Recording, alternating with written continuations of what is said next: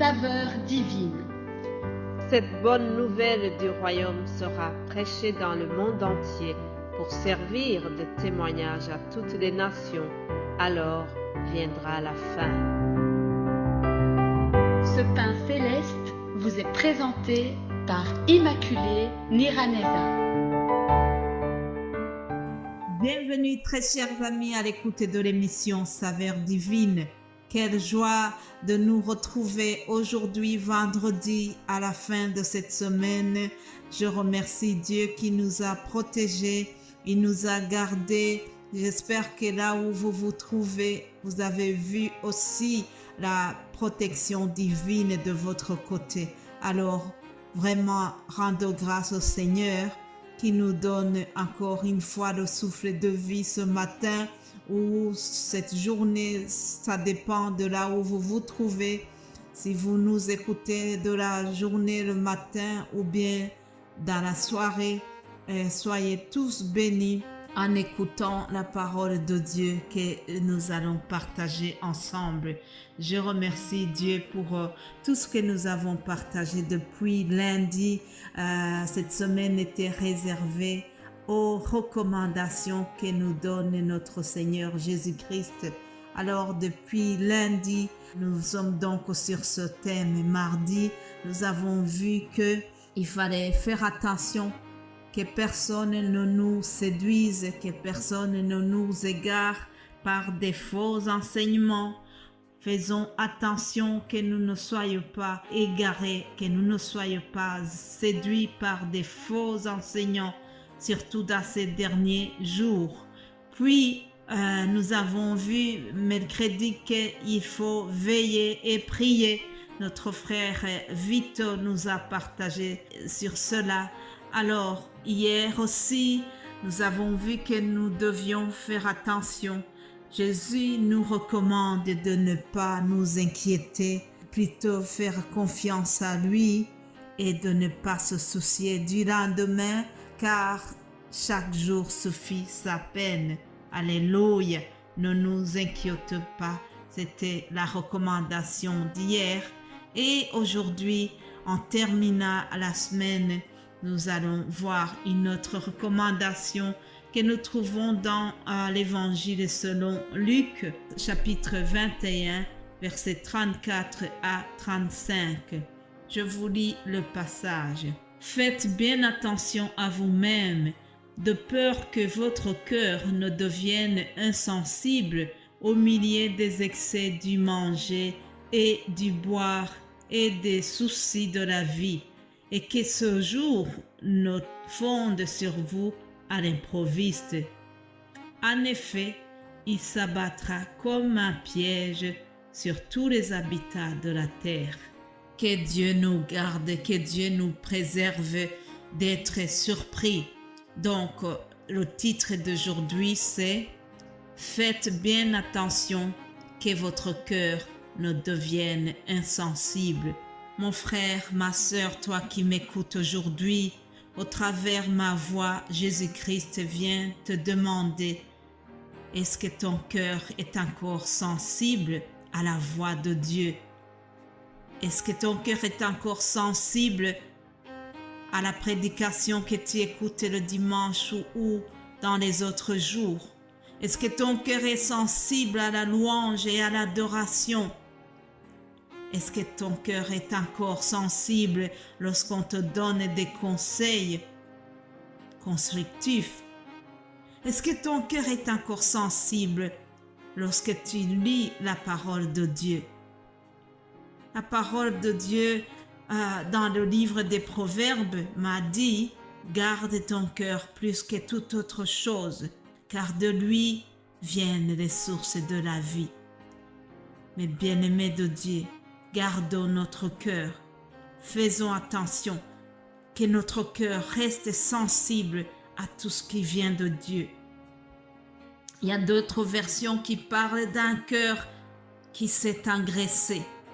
Ça serait dommage si notre cœur serait couvert de graisse et que nous n'attendions pas la voix de Dieu.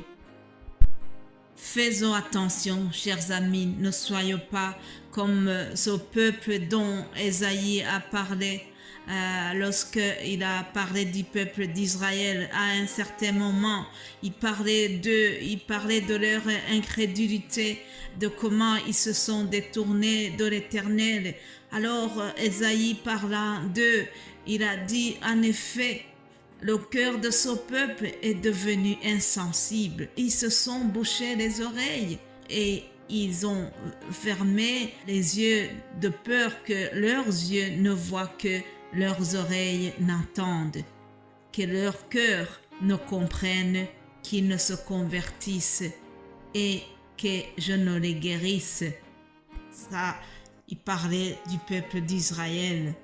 Le cœur de ce peuple est devenu insensible.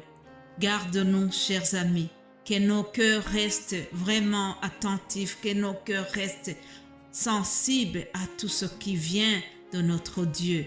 Vous savez, dans ces derniers jours, les jours difficiles, les jours dont l'apôtre Paul a parlé à Timothée, il a dit que les derniers jours seront difficiles et les jours qui précèdent le retour de Jésus-Christ sont difficiles. Beaucoup de gens veulent détourner l'oreille de la vérité pour se tourner vers les fables.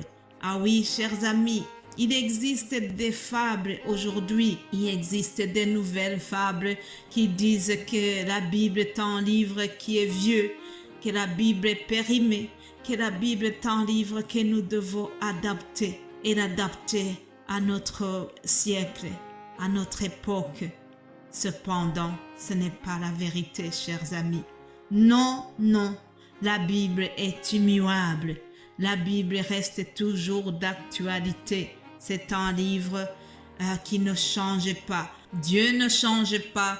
Jésus-Christ est le même hier, aujourd'hui et éternellement. Alléluia. Ça doit être pareil pour sa parole. Sa parole est la vérité. Sa parole est immuable. Alors faisons attention.